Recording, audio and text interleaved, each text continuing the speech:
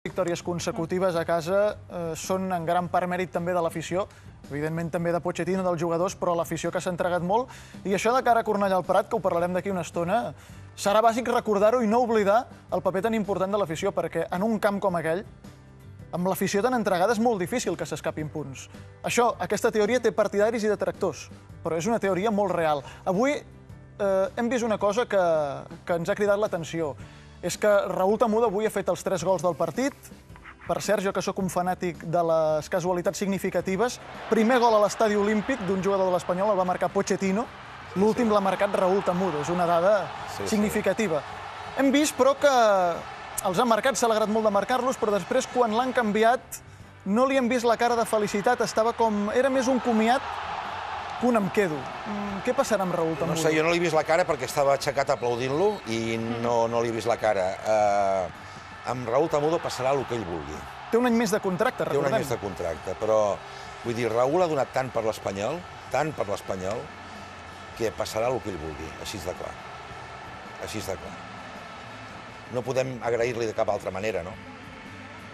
Tant de bo continuï amb nosaltres aquest any que li queda. Home, seria una llàstima que no jugués a Cornellà. És el que volem tots, que estigui a Cornellà, que inaugura l'estadi.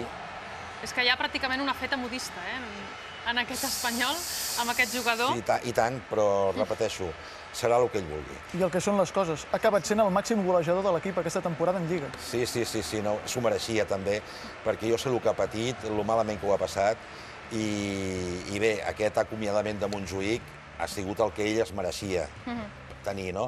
És dir, que ha sigut molt maco que es produís tot d'aquesta manera, no? Aquesta mateixa setmana Ramon Planes ha estat ratificat com a director esportiu, havia estat treballant després de la marxa de Paco Herrera. Per què Ramon Planes, finalment? Mira, jo crec que en Ramon és l'home idoni pel nostre club.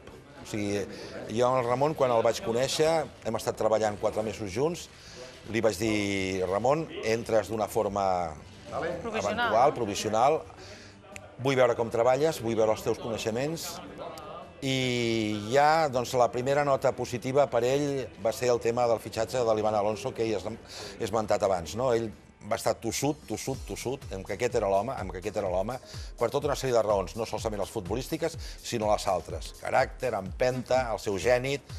I bé, doncs, hem de reconèixer, si ens traspassem en aquells moments, que era un fitxatge d'alt risc. I, de fet, les crítiques que van vindre, jo les puc entendre, cuidado, les puc entendre perfectament, no? Perquè hi havia unes altres expectatives. Però ell va ser valent i ens va convèncer a tots que havia de ser l'home, no? A partir d'aquí, el seu coneixement del futbol, jo a nivell mundial, us puc dir, he tingut anècdotes que ara es farien molt llargues i no cal tampoc esmentar-les, però m'ha demostrat un coneixement tremendo. Una persona és un gran negociador, amb una visió molt clara i les idees claríssimes. Jo crec que per un club com el nostre és la persona ideal, perquè moltes vegades parlem de noms. A mi se'm van oferir la flor innata dels secretaris tècnics que hi ha avui dia a Espanya, no? Però jo crec més en les persones que no pas amb els noms. I us puc assegurar que el Ramon és la persona. Us donareu compte que no m'equivoco. A veure si és veritat. Parlem ara també de renovacions, perquè hi ha un home que no sabem encara què passarà. Mauricio Pochettino va dir en aquest mateix plató la setmana passada que ell volia quedar-se a l'Espanyol.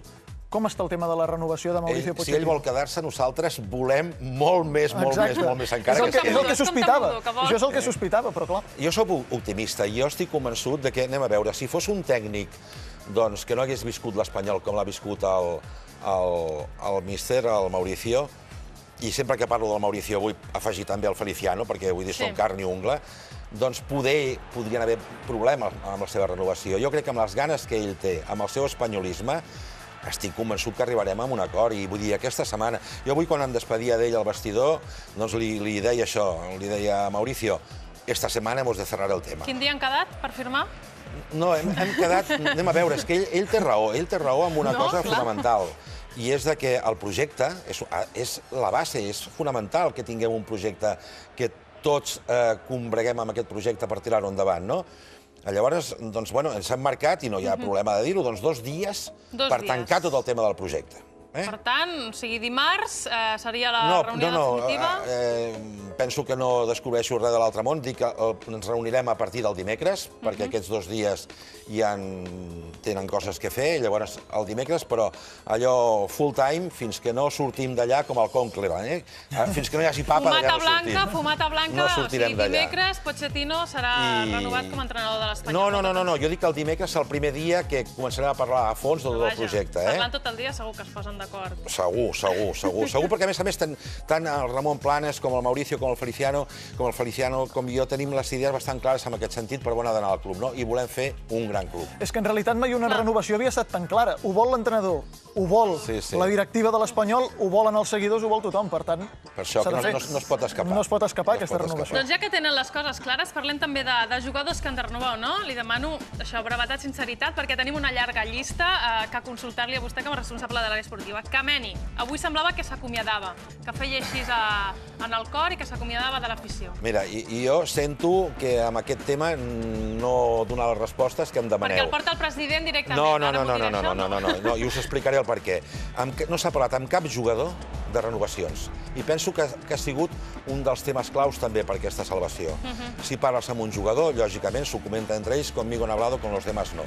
Ens l'hem jugada, però no es podia parlar amb els jugadors d'aquest tema de la manera que estaven immersos. Llavors, aquesta setmana es començarà a parlar, efectivament. I lògicament, per respecte als jugadors amb els quals hem de parlar, no em feu dir aquest va per aquí, aquest va per allà.